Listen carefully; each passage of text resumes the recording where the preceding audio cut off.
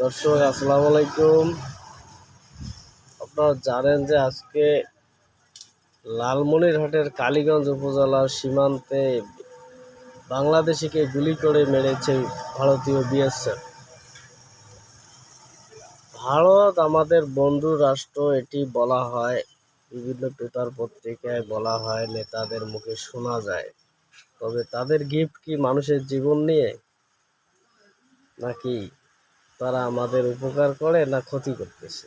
এটি আসলে আমাদের সুস্থ মস্তিষ্কের যারা মানুষ তারা বোঝে।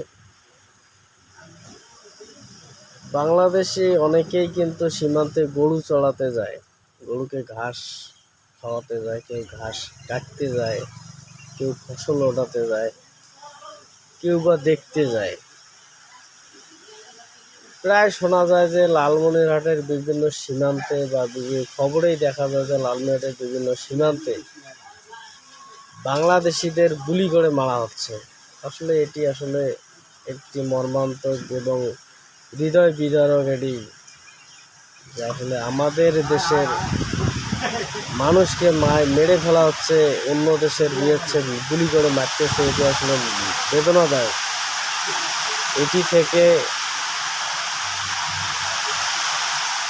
ভারতের প্রতি আমাদের বিশ্বাস আস্থা উঠে যায় আর কি। এসব ঘটনা দেখে আমাদের তাদের প্রতি বিশ্বাস আস্থা উঠে যায়। তাদের উচিত, তারাও যেমন মানুষ, বাংলাদেশিরাও মানুষ, সেই ক্ষেত্রে তাদের উচিত এই গুলি থেকে বিরত থাকা।